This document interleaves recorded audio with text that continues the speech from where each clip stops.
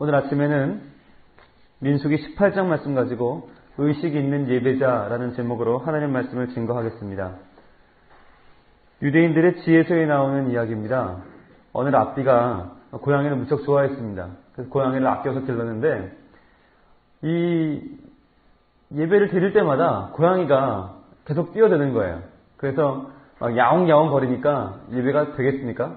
예배가 방해를 받으니까 제자들이 저 고양이 좀 내쫓으시죠. 그랬더니 랍비가 자기가 너무 좋아하는 고양이니까 그럴 수는 없고 고양이도 같이 예배드리자. 그래서 뒤쪽에 묶어놨습니다. 줄로. 묶어놓고 예배를 드렸는데요. 시간이 오래 지났습니다. 그래서 이 랍비도 죽고 그 고양이도 죽었습니다. 근데 제자들이 어떻게 했냐면 예배를 쭉 드리다 보니까 예배 드릴 때마다 뒤쪽에 고양이가 메어져 있거든요. 그러니까 원래 그렇게 하는 건가 보다. 그리고 그 고양이가 죽으니까 다른 고양이를 사다가 매놨어요. 계속 그렇게 시간이 지났습니다. 한참 시간이 지났는데 그 계파 사람들은 항상 예배를 드릴 때마다 어떤 습관이 있었냐면 고양이를 뒤쪽에 메어놓는 습관이 있었어요. 그리고는 연구를 시작했어요. 고양이가 예배에 미치는 영향. 그래서 예배에 있어서 고양이가 차지하는 중요성. 그리고 어떤 고양이가 어떻게 울을 때 예배가 더 잘 드려지더라. 이런 논문들을 막 쓰기 시작했고 막 연구를 하기 시작했습니다.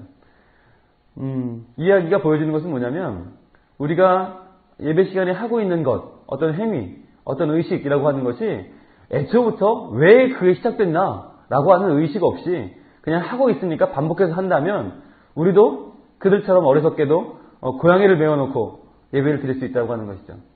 애초에 왜 처음에 그렇게 시작됐나를 고민하지 않고 그냥 하고 있으니까 따라서 하다 보면 우리가 드리는 예배 가운데 꽤나 많은 부분을 왜 하는지도 모르고 왜 그렇게 매번 반복하는지도 모르는 채 그냥 일어나라니까 일어나고 외우라니까 외우고 부르라니까 부르고 앉으라니까 앉고 가라니까 가고 이럴 수 있다고 하는 것입니다.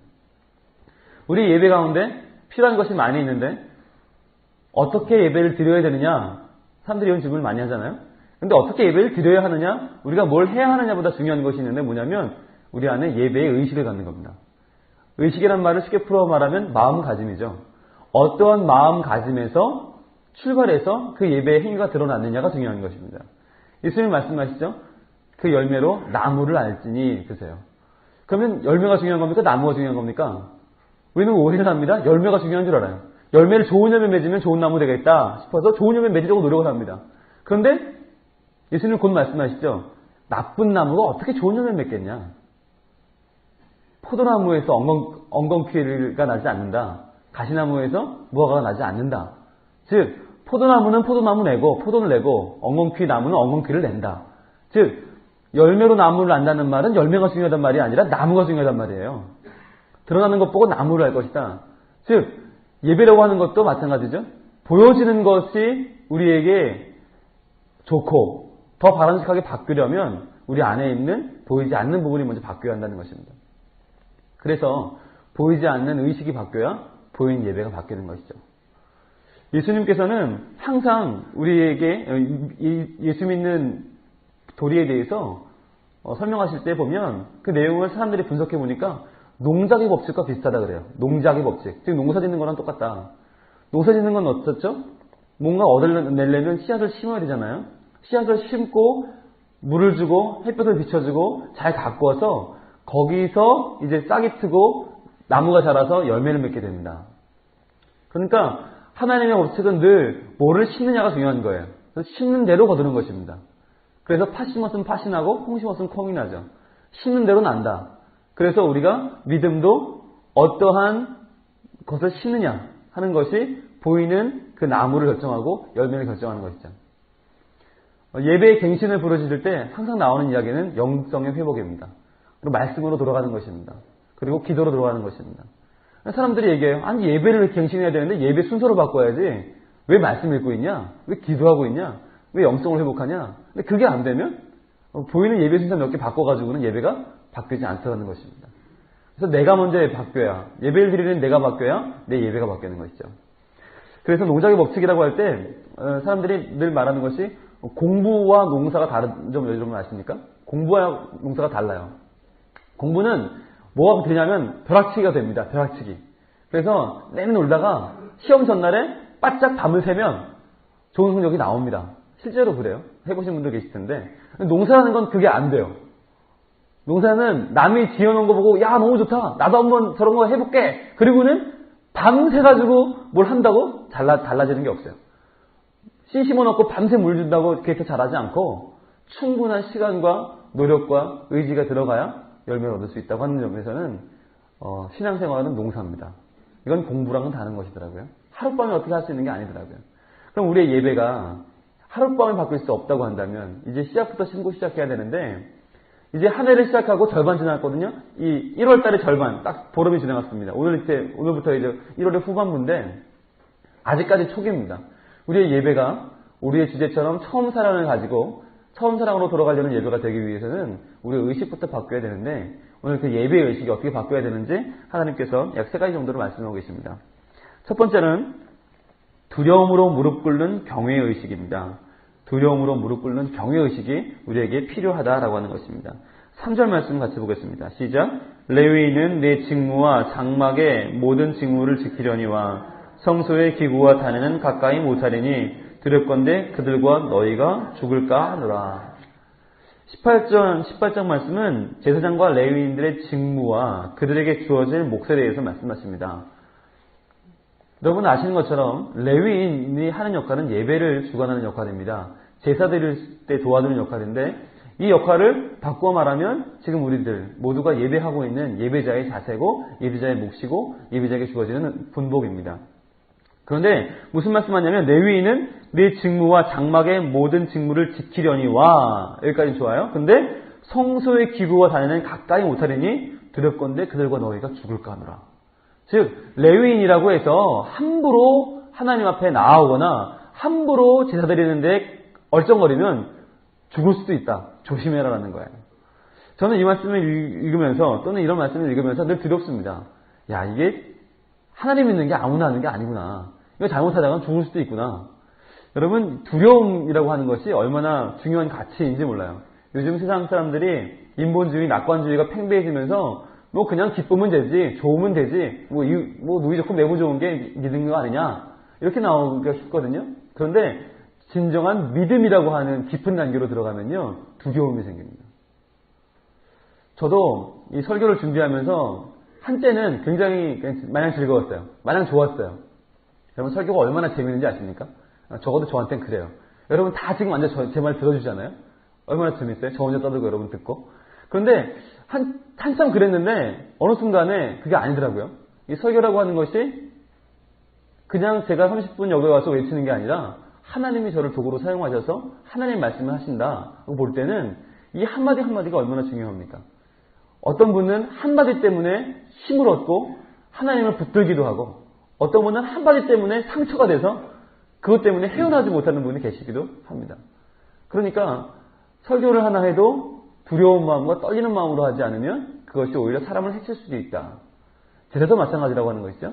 우리의 제사와 우리의 봉사와 우리의 헌신이라고 하는 것도 그냥 뭐 자면 되지. 에휴 뭐 그냥 이렇게 하는 게 아니라 두려워하는 마음과 경외하는 마음, 하나님을 의식하는 마음이 우리에게 필요하다고 하는 것입니다. 지난주 대장금을 보니까 장금이가 얼마나 똑똑해요. 공부도 잘하고 뭐 의술 뛰어나잖아요. 그런데 그 장금이를 가르치는 선생님이 장금이한테 대놓고 말합니다. 너는 의원의 성품이 없다. 너는 의원이 될 생각도 하지 마라. 그래서 장금이가 찾아갑니다. 그래서 선생님한테 왜 나한테 뭐가 부족하다는 겁니까? 뭘 하면 되겠습니까? 말만 하세요. 그랬더니 다시 한번 얘기하죠. 너는 그래서 안 돼. 너는 그래서 의원이 못 돼. 너무 답답한 거예요. 장금이가 자기는 최고로 잘하는데 제일 우수한 학생한테 성품이 없다니까. 그래서 끝까지 물어보니까 선생님이 얘기했습니다. 너에게는 두려움이 없어. 너에게는 두려움이 없어. 너에게는 겸손이 없어. 의원이란 사람을 고치는 직분이지만 실수하면 사람이 죽을 수도 있다. 거기에 대한 두려움이 내게는 없다. 그저 자만심과 모든 걸 할 수 있다는 마음밖에 없다. 너 같은 아이는 의원이 될 수 없다. 의원 중에 가장 뛰어난 의원은 겸손한 마음으로 사람을 모든 것을 알려고 시도하고 모든 것을 안 그 바탕으로 사람을 치료하는 겸의다. 겸손한 의원이다. 라고 말하더라고요. 한편에 설교를 듣는 것 같았어요. 그렇더라고요. 하나님을 섬기는 것도 하나님을 예배하는 것도 가장 훌륭한 예배자는 겸손한 예배자. 무릎 꿇는 예배자. 내가 하나님에 대해서 아무것도 모른다. 나는 하나님에 대해서 아무것도 할 수 없다고 말하는 예배자. 그 예배자가 오히려 하나님께는 인정받는 예배자가 아닐까 싶습니다. 하나님을 두려워하는 사람이라면 어떤 사람일까요? 그저 위축돼서 그저 그냥 소극적으로 사는 사람일까요? 그렇지 않아요. 하나님을 두려워하는 사람은 하나님의 능력을 실감하는 사람이에요. 하나님의 능력을 실감하니까 두려워하죠. 하나님의 크기를 실감하니까 하나님을 의식하죠. 어떤 사람들은 그냥 하나님 믿기를 우습게 알아요. 그냥 뭐 옆집 아저씨 믿듯이 그냥 뭐 도와달라면 좀 도와주고, 조금 함께 해주고, 뭐 그런 분 정도, 난 좀 알아주고, 이런 정도로 알면 신앙이 되풀릴 수가 없어요. 하나님의 크기와 높이와 하나님의 능력을 실감하는 사람만이 하나님을 경외할 수 있습니다. 여러분 아이들이 보면 그렇잖아요. 아무리 어려운 손님이 와도 애들은 뛰고 놀잖아요. 왜? 그 손님 어려운 줄 모르니까. 애들이 비행기에서 막 장난치며 놀다가 부모가 조용해! 그러면 에이씨 나가 놀 거야! 그럽니다. 나가 놀긴 어디 나가 놀아요. 지금 수만 피트 상공에 떠 있는데 어딜 나가 놀아요. 애들이 높이를 실감 못하는 거예요. 그러니까 집에서 놀듯이 에이 못 뛰라고 뛰지 말라고 하면 나가 놀지. 그리고는 쉽게 말합니다. 높이를 실감 못하니까 그래요. 하나님 믿는 사람들도 쉽게 말하는 사람이 있어요. 에이 하나님이 어딨어? 뭐 주위를 빠져내기 뭐 대단해? 쉽게 말해요. 왜? 실감을 못하니까. 하나님에 대해서 실감을 못하는 거예요. 잠언 말씀 1장 7절에 그런 말씀 있잖아요. 여호와를 경외하는 것이 지식의 근본이다. 경외라고 하는 것이 공경하고 두려워하는 것인데 왜 여호와를 경외하는 것이 지식의 근본입니까? 이 말을 쉽게 풀어 말하면 여호와를 무서워할 줄 알아야 들맞는다는 얘기예요. 들맞는다. 엄마가 평소에 얼마나 잘해줘요. 애들한테. 야, 애들한테 정말 다 생명도 들 것처럼 그러다가 애가 잘못하면 어떻게 되죠? 매를 꺼내죠. 그리고 딱딱 치고 일로 와! 똑바로 서! 그러면 애가 오빠 엄마 잘못했어요. 그리고 바로 꼬라지를 내립니다. 이런 들맞습니다. 그러면 딱 내려놓고 너 잘못했지? 네. 다신 그러지 마. 알았어요. 그리고 넘어가면 되는데 애들이 부모 무서운 줄 모르는 애들이 있어요. 에이 아빠 왜 그래? 이러는 말이죠. 너 똑바로 서. 너 잘못했지? 아 엄마 아이고 왜 그래 엄마. 그러면 더 맞는 거예요. 빨리 꼬랑지를 내려야 돼요. 여호와를 경외하는 것이 지식의 근본이다.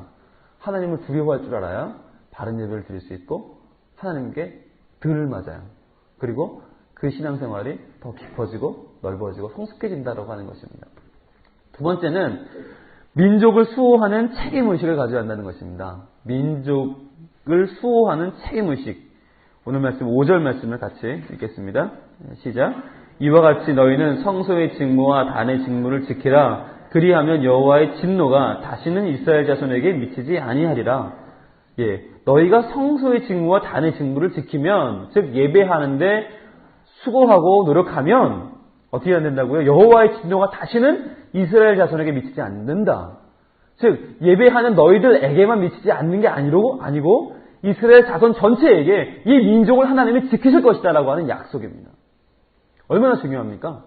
여러분 우리가 예배하는 것이 우리만 좀 복받고 우리 자녀 좀 잘되고 대학 붙고 이게 아니라는 거예요. 하나님이 이 민족에게 복을 주신다는 것입니다. 민족에게 우리의 예배를 통해서 이것이 얼마나 큰 것입니까? 우리가 예배할 때 적어도 자부심이 있어야 돼요. 내가 우리 민족을 지킨다. 내가 우리 민족을 든든하게 세운다라고 하는 자부심을 가지고 예배하고 하나님 앞에 나와야 한다고 하는 것입니다. 여러분 우리나라가 지금은 참 잘 살잖아요. 잘 먹고 잘 지내고 잘 입고 있는데 이렇게 진행이 거의 사실 얼마나 됐습니까? 얼마 안 됐어요. 100년밖에 안 됐어요. 100년 전에 우리나라는 어땠어요?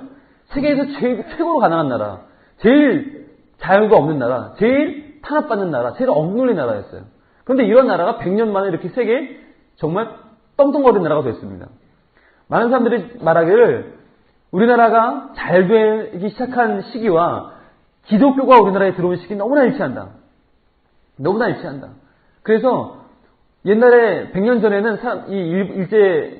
일본 사람들이 한국 사람 중에 제일 무서워하고 제일 경계하고 제일 싫어하는 사람들이 예수 믿는 사람들이었어요. 왜? 저것들 때문에 우리나라가 잘 될 것이니까. 저것들 때문에 이 대한민국이 이 조선이라는 나라가 복을 받고 잘 될 것이 분명하기 때문에 제일 싫어했다는 것이죠. 왜? 저것들이 독립운동하니까. 나라의 소중함을 알고 있는 것도 크리스찬밖에 없고 나라를 왜 되찾아야 되는지 여기에 대한 생각이 다 없는데 조선인들이 아무 생각이 없는데 예수 믿는 사람들만 나라를 위하는 애국심이 있더라는 것이죠.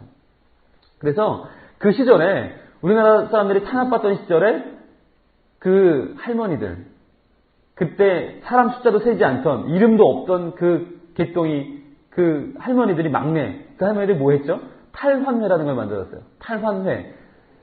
반지 뽑는 모임을 만들었어요. 반지 뽑아서 금반지, 옥반지, 은반지 요거 뽑아가지고 뭘 했죠? 이걸로 나라 빚을 갚자. 이렇게 나눴어요. 얼마나 대단합니까? 배우지도 못했고 아무런 사회적인 지위도 없는 그 할머니들이 모여서 이거 가락지 뽑았단 말이죠. 이분들에게 생명 같은 가락지를 뽑아서 이거 가지고 뭐 했냐? 세 가지를 했는데 하나는 첫째 나라 빚을 갚자. 두 번째는 학교를 세우자. 우리가 못 배워서 일본에게 당한다. 학교를 세우자. 세 번째는 민족 자본 기업을 세우자. 그래서 우리나라도 세계적으로 돈 벌고 떳떳하게 살자. 굉장하지 않습니까? 그 옛날 시절에 이게 어머니들이 어떻게 그런 생각을 했는지 모르겠어요. 그래서 남자들도 동참을 합니다. 남자들도 담배 끊고 이걸로 우리 돈 모아서 국채를 갚겠다. 나라빚 갚겠다고 국채보상운동을 시작합니다. 고종 황제가 거의 감동을 해서 자기도 담배를 끊고 그 돈을 여기다 보냅니다. 그래서 우리나라의 근성과 우리나라의 애국심이 세계에 알려지기 시작합니다. 이 탈환회와 국제보상운동은 예수 믿는 사람들에게 시작됐어요. 그래서 그 당시 이렇게 한국 지도 이렇게 펼쳐놓고 한국 지도에서 교회가 있는 곳만 이렇게 딱 점을 찍고 그 다음에 또 하나의 종이에다 한국 지도 위에다가 민족 봉기, 즉 3.1운동이 일어났던 곳을 점을 찍으면 그것이 정확하게 일치한다고 그래요. 그러니까 교회가 있으면 독립운동이 있었고 애국심이 있었고 이 나라를 살리는 운동이 있었고 교회가 없으면 그런 것도 없어요. 그냥 살았다는 말이에요. 아무 생각이 없었단 말이에요. 즉 교회와 예수 믿는 것과 나라를 사랑하는 것은 다른 것이 아니라 같은 것이었다고 하는 것이죠. 여러분 잘 아시는 것처럼 가나안 농문학교의 김용기 장로님은 그 기도실에 뭐가 딱 붙어 있었다고 그럽니다. 내가 기도할 동안 어떻게 된다고요? 조국이여 안심하라. 조국이여 안심하라. 그분을 붙여놓고 기도했어요. 그분이 하루에 4시간, 6시간, 8시간씩 기도하면서 자부심이 있었던 거예요. 적어도 내가 기도하는 동안 우리나라는 망하지 않는다. 내가 기도하는 동안 우리나라는 해를 입지 않는다. 라고 하는 자부심이 있었어요. 우리가 기도할 때, 우리가 예배할 때 적어도 하나님이 나를 지켜준다. 또는 내 가정을 지킨다. 이것도 좋지만 좀 더 나가서 하나님 내가 기도할 때 우리 교회를 지키고 우리의 지역을 지키고 우리 나라를 지키고 우리 민족을 지킨다. 라고 하는 자부심이 필요하다고 하는 것입니다. 여러분들이 기도할 때 하나님은 이 나라를 놓지 않으시고 지키실 것입니다. 붙들 것입니다. 우리 예배를 통해서 우리의 의식이 바뀌는 것을 통해서 하나님은 작게는 우리 가정부터 시작해서 조금 더 범위를 넓혀가서 결국 이 나라를 하나님 믿는 나라, 하나님을 두려워하는 나라, 하나님 섬기는 나라를 만들 것입니다. 그래서 하나님께 복받는 나라를 만들어 주실 것입니다. 세 번째로 예배자가 가져야 될 바른 의식은 하나님께 기대하는 풍요의식입니다. 하나님께 기대하는 풍요의식. 19절, 20절 말씀 같이 읽어보겠습니다. 19절부터 시작. 이스라엘 자손이 여호와께로 거제로 드리는 모든 성물은 내가 영영한 은식으로 너와 네 자녀에게 주노니 이는 여호와 앞에 너와 네 후손에게 변하지 않는 소금 언약이니라. 아멘. 일단 여기까지요. 이스라엘 자손이 여호와께 드리는 모든 성물, 거제라고 하는 것은 번쩍 들어서 드리는 제물입니다. 번쩍 들어서 이것이 하나님의 것이다 라고 선언하는 것이에요. 여러분 번제물은 다 태워버리기 때문에 사람이 먹을 것이 하나도 없어요. 근데 거제물은 이게 들었다 놓기 때문에 충분히 먹을 수 있어요. 그래서 이 거제로 드리는 성물은 내가 영영한 음식으로 너와 내 자녀에게 주겠다. 즉 하나님께서 레위인에게 약속하는 거예요. 너는 내가 먹을 것만은 보장한다. 내가 너의 풍요로움만큼은 내가 보장하겠다 말씀하시는 거예요.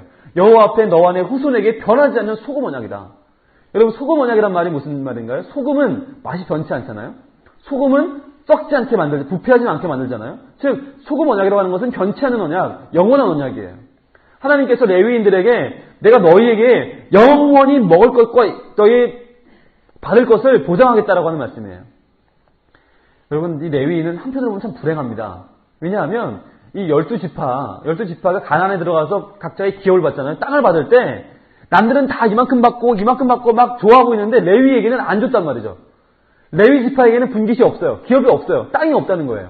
땅이 있어야 뭘 붙여 먹죠. 농사를 해 먹죠. 근데 레위는 없어요. 안 줘버렸어요. 왜 안 줬냐? 레위는 예배에 집중을 하는 거예요. 그래서 너희는 너희가 사업을 해도 잘할 것이고 농사를 해도 잘 짓겠지만 더 중요한 게 있는데 먼저 예배에 충실하고 중심하면 내가 너희를 먹이겠다는 것이에요. 하나님이 레위인을 그렇게 예배자로 세우셨습니다. 그런데 그러면 굶어요? 그들은 뭐 먹지도 않고 예배해요? 아니라는 거죠. 하나님이 주겠다는 거죠. 그래서 하나님께서 그 레위인들을 내가 평생토록 너희를 지키겠다고 약속하시는 것입니다. 여러분 이게 풍요의식이에요. 풍요의식. 물론 이제 오늘날에 우리와는 레위인은 좀 개념이 다르죠. 레위인들은 오늘날로 말하면 저희 목회자들이죠. 목회자들처럼 교회에서 예배 준비하고 예배 드리고 목회하고 신방하는 일만 하면 하나님께서 그걸 먹이겠다라고는 약속으로 저희는 이렇게 믿어요. 그런데 오늘날 우리 모두가 이 말씀을 어떻게 이해하냐면 우선순위로 이해하는 것입니다. 우선순위. 내 사업하고 내 농사 짓고 내 일 하다가 그냥 생각나면 예배한다는 게 아니라 예배를 우선으로 여긴다. 내가 내 사업도 하지만 내 농사도 짓지만 제일 우선적으로 나는 예배자다라고 하는 것. 내가 우리 가정도 꾸리고 살림도 하지만 제일 중요한 건 예배자다.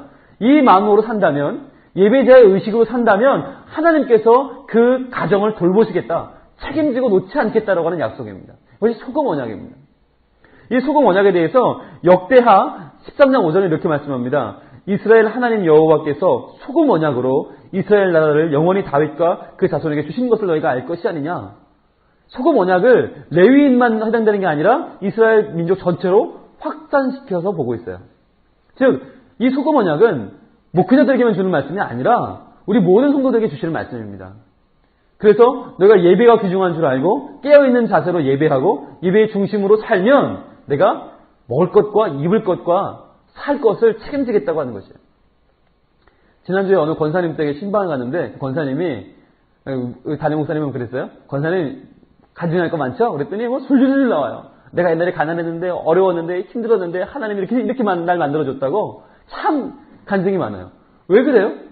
그분이 예배의 삶을 살았기 때문에 하나님이 갚아주시는 거예요. 그분이 하나님께 주세요 매달려 준 것이 아니라 하나님을 귀중히 여겼더니 하나님을 소중히 알았더니 하나님이 채우시더라는 것입니다. 그게 우리의 간증입니다. 그게 우리의 믿음이고 찬송입니다. 하나님께서 우리에게 무엇을 주시기 원하냐면 풍요롭게 주시기를 원하는데 우리가 풍요롭게 받을 만한 준비가 안 되어 있으면 그것을 못 받는 것이거든요. 그게 의식입니다. 마음가짐입니다. 풍요롭게 받겠다는 마음이 있어야 하나님이 주시는 것이에요. 풍요롭게 살겠다고 하는 풍요의식이 회복되어야 우리가 하나님 안에서 그것을 받을 수 있는 거예요. 그럼 보세요. 이 좋은 컵이 중간에 이가 나오고 깨졌습니다. 그래서 이것을 버리기는 아깝고 그래서 거기다 콩나물을 심고 물을 붓고 콩나물을 이렇게 자게 했어요. 그래서 수경 재배를 했는데 창가에 내놓고 그런데 창가에 놓고 이제 아내가 콩나물을 기르는데 남편이 보니까 신기하거든요. 이 노란 콩나물이 파랗게 살기 나는 게 너무너무 신기하니까 이뻐요. 보다가 물이 좀 반에서 줄었어요. 반밖에 없으니까 물을 더 부었단 말이죠. 불을 부었는데 물이 질질 셉니다. 왜죠? 깨진 컵이니까. 애초에 깨진 컵이 아까워 시작한 거니까 중간에 요만큼까지는 괜찮은데 요 위는 깨졌단 말이에요. 그러니까 여기 깨졌으니까 물을 부으면 어디까지만 들어갑니까? 깨진 데까지만 들어가는 거예요. 그러니까 아무리 컵이 크다고 해도 깨진 데까지만 물이 차는 것이지 그 이상은 안 차는 거예요. 하나님께서 우리에게 부어주시기로 약속한 것을 막 부어주시는데 우리의 의식이 에휴 뭐 이 정도면 되지라고 생각한다면 이 정도만 부어지는 거예요. 요 이상은 부어도 넘치는 거죠. 먼저 흘러버리는 거예요. 왜? 우리의 의식이 없으니까. 준비가 안 되어 있으니까. 아유, 기도한다고 하나님이 들어주겠어? 이런 사람에게 하나님은 안 부어준다는 거죠. 웬만큼만 기도하면 웬만큼만 부어줍니다. 그냥 열정적으로 기도하면 열정적으로 부어주고 차례차례 기도하면 차례차례 부어줍니다. 왜? 거기까지는 우리가 한계이기 때문에 하나님은 더 주시지만 받지 못하는 거예요. 즉 하나님 앞에 나갈 때도 우리가 풍요의식을 갖는 게 중요합니다. 그 풍요의식에 어디까지? 그럼 한계가 어디까지냐? 20절이에요. 같이 읽어봅시다. 시작. 여호와께서 또 아론에게 이르시되 너는 이스라엘 자손의 땅의 기업도 없겠고 그들 중에 아무 분깃도 없을 것이나 그래요. 여기까지는 없어요. 아무것도 없으나 어떻게 된다고요? 나는 이스라엘 자손 중에 네 분깃이요 네 기업이니라. 그렇습니다. 나는 여호와는 이스라엘 자손 중에서 너의 분깃이요 너의 기업이니라. 내가 너의 기업이라는 거예요. 내가 너의 기업과 분깃 땅은 주지 않았지만 내가 너의 농사 붙여먹을 건 주지 않았지만 나를 준다는 것이에요. 이게 하나님의 약속이에요. 너희들이 예배자의 삶으로 살 때 나를 귀중히 여기고 나를 중심으로 살 때 내가 너에게 주는 것은 그저 땅 정도가 아니라 돈 정도가 아니라 나를 주겠다. 내가 너의 하나님 되고 내가 너의 아버지가 되는데 무엇이 부족하겠냐는 것이에요. 이것이 우리에게 주시는 하나님의 약속입니다. 우리는 어디까지 풍요로워집니까? 여호와까지 하나님까지예요.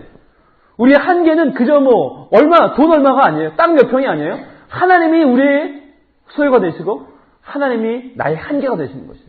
즉 한계를 초월해버리는 것입니다. 하나님을 두려워할 줄 아는 사람, 경외의식을 갖는 사람, 그리고 이 민족을 살리는 책임의식 가지는 사람, 하나님 안에서 풍요의식을 갖는 사람, 이 사람이 예배자입니다. 하나님은 오늘 우리의 마음속에 이 예배자의 의식이 깨어나기를 원하시고 그 마음을 가지고 예배할 때 하나님께서 우리를 살리시고 이 민족을 살리시고 우리가 살아가는 그 모든 삶을 살려주실 것입니다. 이 하나님을 의지합시다. 붙듭시다. 하나님께서 우리의 예배를 받아주시고 우리 예배를 통해서 우리의 교회를 부흥시키시고 우리의 민족과 우리의 나라를 살릴 것입니다. 기도하겠습니다. 하나님 감사합니다. 이 아침에 저는 나와서 레위 지파에게 주신 약속, 예배자에게 주신 약속을 받고 새로운 힘을 내어 들어가게 하시는 데를 감사드립니다. 하나님, 우리 마음속에 하나님을 두려워하는 마음 주시옵소서.